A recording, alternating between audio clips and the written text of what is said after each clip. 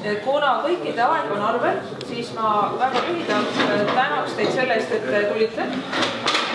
Avaldaksin sügavat lootust, et meie tänasest koosolemusest on kasu. Ja see kasu peaks siis seisnema selles, et Tartu Ülikooli riigi- ja rahvusvahelise õiguse instituut, mida siin esindan mina ja Eesti Koostöökogu, mida esindab Külli, aga lisaks Küllile on siin ka Lelo ja Keiti, et me suudame esitada halduslikult ja juriidiliselt põhistatud poliitikasoovitused, mis võiksid aidata riigihalduse ja kohaliku omavalitsuse reformi Eestis ka tegelikult läbi viia.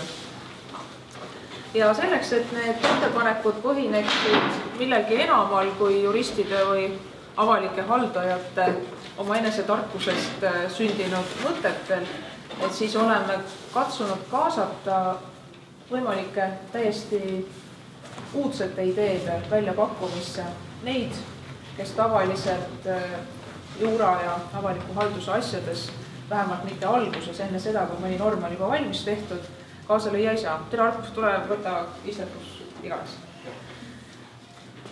Ja juba olen saanud nendel, kes on siis senini tegelenud küsimustele kas või selle sama kohaliku omavalitsuse reformiga, aga märkusi selle kohta, et justkui niisugune lähenemine, et asju ei arutagi omavahel juristid ja ainult haldusteadlased, et justkui see oleks vale ja et ega siis niimoodi, kui noored asja näevad, et ega siis niimoodi ei saa elu korraldada. Et mina olen sügavalt arvamusvabaduse poolt ja selle sama arvamusvabaduse raames minul on hoopis teine arvamus. Ja mina arvan, et vastupidi, ka need ideed, mis esmaspilgul võivad paista ogarad, võivad pärast olla just need, mis meie elu tegelikult kujundavad ühe põlvkonna pärast. Nii et ma usun, et ka mitte keegi neist, kes on neid raamiväliseid ideid välja pakkunud, ei eelda, et täpselt just nii kõva käega kõik asjad läbi viiakse, vaid nende ülesanne oligi avardada nende inimeste mõttemaailma, kes asjadega tegelevad tavaliselt. Et kas või niisugune asi nagu juhita auto tundus arvatavasti täielik utoopia ja samas on nõnda, et võib-olla ühe põlvkonna pärast ühistranspordi probleem on just sellel teel lahenenud. Küsige Martenit pärast vähemalt. Aga see on minu poolt kõik ja siis ma paluksin öelda Küllil paar sõna meie projektist ja siis lööb Regina asja käima. Aga tõepoolest, et Eesti Koostöökogu on siis tegelenud aasta ja kuu riigipidamise kavaga. Me oleme ära kaardistanud kõik need seisukohad, analüüsid, mis on tänaseks siis, ütleme, kohaliku omavalitsuse ja riigihalduse osas tehtud. Ja natuke nagu tundus, et äkki tõesti võtaks hoopis täiesti teistsugust vaadet siia kõrvale juurde, et kui nüüd rääkida natukene realistlikust pildist ja numbritest, siis paratamatult me oleme täna situatsioonis, kus see aeg, kus raha kogu aeg juurde tuli avalikusse sektorisse on läbi ja samas inimeste ootused, nimetame seda siis avalikuks teenuseks või sellele, kuidas meie ühiselu on korraldatud, on üha kõrgemad, üha paremad ja kindlasti me tahamegi saada kvaliteetsemat avalikku teenust. Aga mida siis selles olukorras teha? Kui raha juurde ei tule, siis kuidas me saaksime seda olemasolevat süsteemi hoopis kuidagi teistmoodi ümber korraldada ja sellepärast me palusime siis linnalaval inimestel mõelda kaasa täiesti kastist välja ja nagu Ülle ütles arvamusvabadus, siis mina ka neid algseid ideid lugedes tundsin ennast täiesti tagurliku ja konservatiivse inimesena, aga selleks me siin olemegi, et aru saada, mis on teostatav ja mis ei ole teostatav. Tere ka meie poolt. Ma pean seda huvitavale sülda siin korraks ja võin nii seista. Meie siis oleme see linnalabor, minu kõrval on Kristi Krüšakov, mina olen Regina ning enamus teist on saanud selle pakendi 179 praeguse seisuga ideega. Ja kui koostöökogu meie poole sügisel pöördus, siis nad andsid meile ülesandeks tegeleda kahe märksõnaga. Ruum ja kogukond, mis mõlemad on maailma kõige suuremad sõnad. Ja nii me hakkasime ennast neisse teemadesse sisse kaevama ning lõpuks kogu sellest dokumendist sai päris maailmavaateline kollektsioon. Ja ma pean ütlema, et kui võib-olla alguses me mõtlesime, et me oleme julged, toome mingeid ägedaid näiteid sellest, mis väljamaal toimub ja kuidas võiks Eestis erinevaid lahendusi proovida ja teha. Siis tegelikult mingi hetk ma sain vähemalt ise aru küll, et see on juba see reaalsus, milles ma ise elangi. Ja kõik need küsimused auto jagamisest,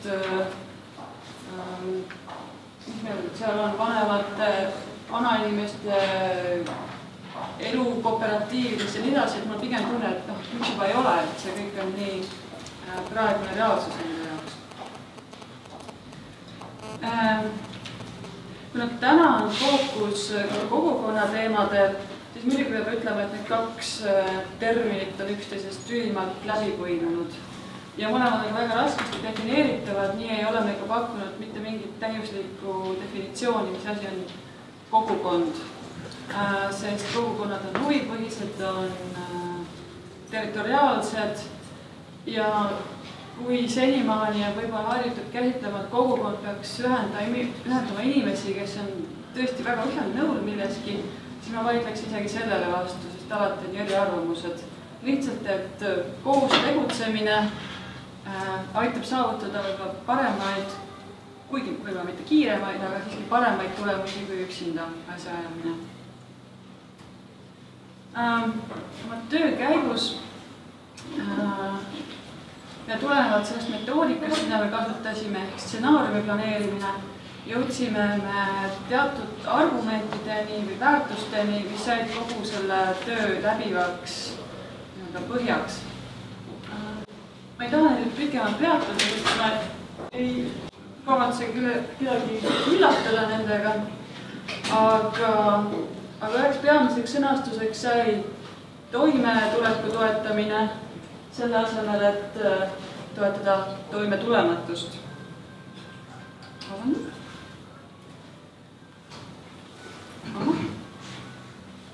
Ja üks kogu selle kogukondliku tegutsemise põhiküsimusi on, kuidas inimesed saaks iseennast aidata rohkem võttes rohkem vastutust ja ülesandeid ning mitte lootes abi siis kuskil kaugemalt või kõrgemalt. Ja selline mõtteviis on ka hästi korrelatsioonis trendidega, mida kirjeldatakse maailmas toimuvat, ehk suurem individualiseerumine.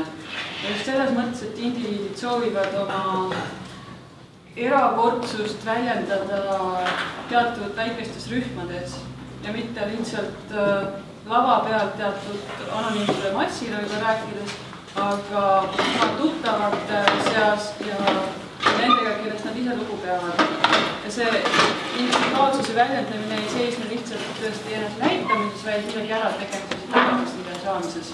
Ja see kehtib nii päeva praktikates kui ka riigivalitsemise tasandil, et lihtsalt inimesi ei huvita enam olla anonüümne ja osa suuremast grupist. Üks teema, mida me väga siin läbi kogu raporti käsitleme, on see kohalikkus. Kohalik teadmine, kohalikud tavad, kohalikud oskused, materjalid, kõik see, kui see ongi siis meie, millest saab kasvatada uusi lahendusi. Et kui ma ka hetke pärast näitan võib-olla mõnda väljamaist lahendust, siis nende eesmärk ei ole kindlasti näidata, et nüüd saaks kopeerida või see ongi nüüd jube hea ka meie tingimustes, vaid et lihtsalt inspireerida, sest meie lahendus on ikka meie lahendused.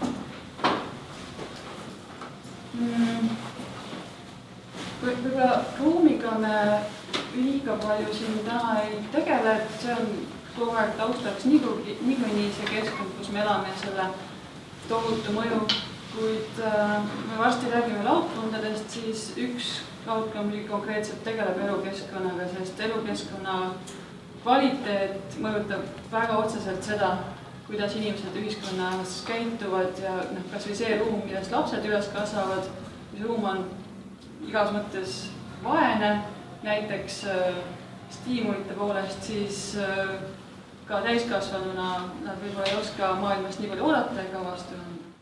Ja peaaegu viimaste asjadena mõlemad eraomand ja avalik vara. Selles mõttes, kui me kogu aeg räägime kogukondlikkusest, siis mulle tundub, et päris lihtne on näha selles igatsust ürgaja järgi või mingi müstilise talupidamisõnne või sotsialismi ja kõige sellise sund- ja kohustusliku koostegemise järgi, kuid siiski räägime ometi just inimeste ettevõtlikkusest ja kas või sellel tasandil, et igaühel ongi oma väike ettevõte, mille kaudu ta siis tegutseb töötajana elades. Sest siis nad lihtsalt näevad, et kust raha tuleb ja kuhu raha läheb. Ja avalik vara, mis üldistatud hinnangu järgi on meil tegelikult vähe tähtsustatud ja ka vähe kasutatud, et igasugune jagamissüsteem saaks ka avaliku vara puhul hoopis rohkem toimida. Kas või mingid avalik kasutuste ruumid, et neid saaks paremini kasutada ning tööd. See kõige lihtsam meie.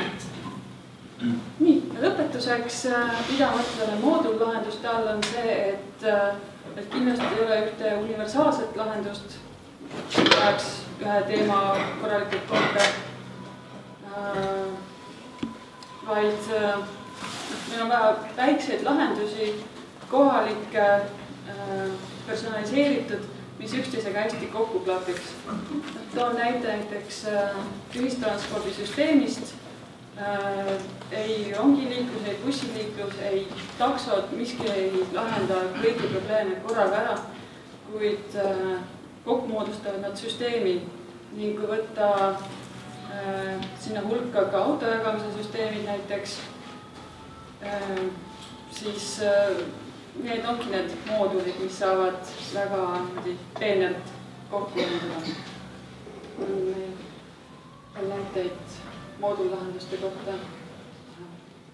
See transport oligi põhiline, et nagu lisaks auto jagamisele, elektriautodele, jalgratastele, et sa näeksid oma teekonda läbi nende erinevate transpordivõimalustena, et need jookseksid sulle sinna ette kõik koos kokku, et võib-olla see natuke vananenud mõtlemine, et me peame suurt infrastruktuuri ehitama, mis kõike kataks ja kõiki probleeme korraga lahendaks. Me praegu numbrite järgi näeme, et see arvatavasti ei ole võimalik lihtsalt ei rahaliselt ega ka meie rahvaarvu mõttes. Et väikestes eraldiseisvates lahendites on sageli see jõud ja vaimsus neid asju lahendada.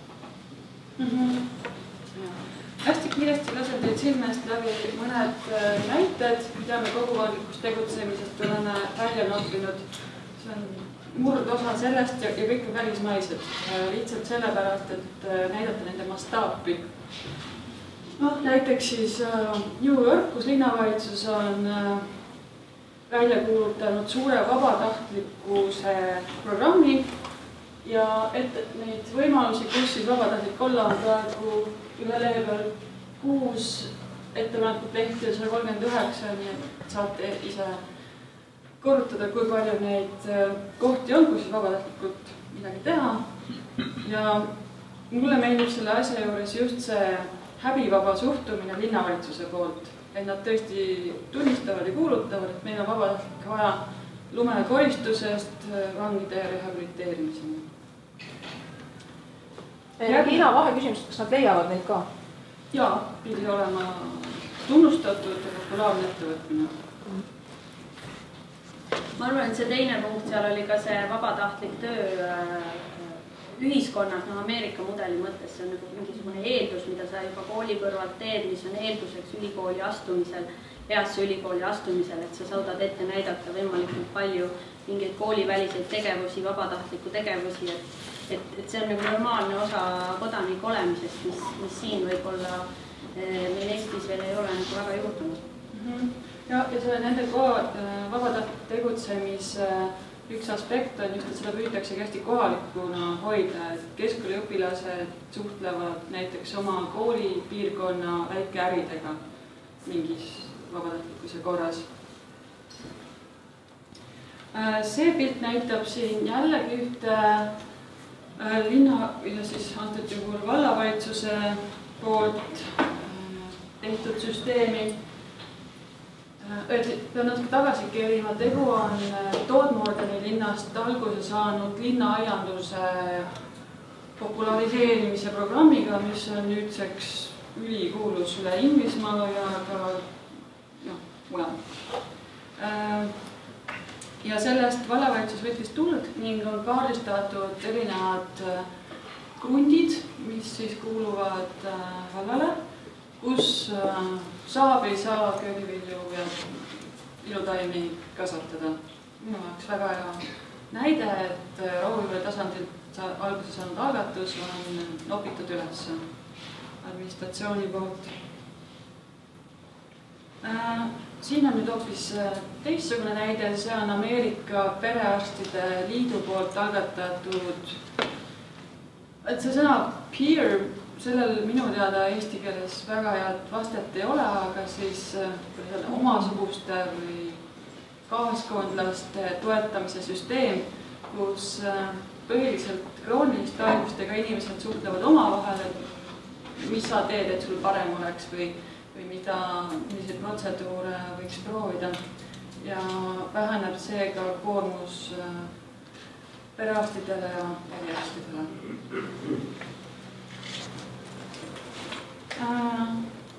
Jällegi täiesti uus valdkond, see lehekülg koondab Berliini erinevate elamukooperatiivide kohta info. Väga peenes kirjas on, kui öelda, et siin on 200 erinevat ühistut kaardistatud lihtsalt Berliinis ja selle ümber maakonnas.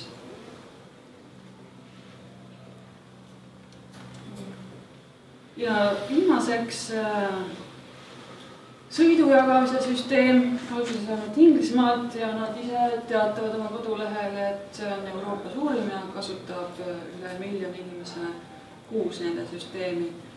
Ja see siis saab olla nii tasuline kui tasuta, see on inimeste enda kokkulepe, et kuidas see võiks töötada. Ma arvan, et see on lahendus näiteks, mis Eesti maapiirkondades toimub niikuinii, aga mida saaks veelgi edendada.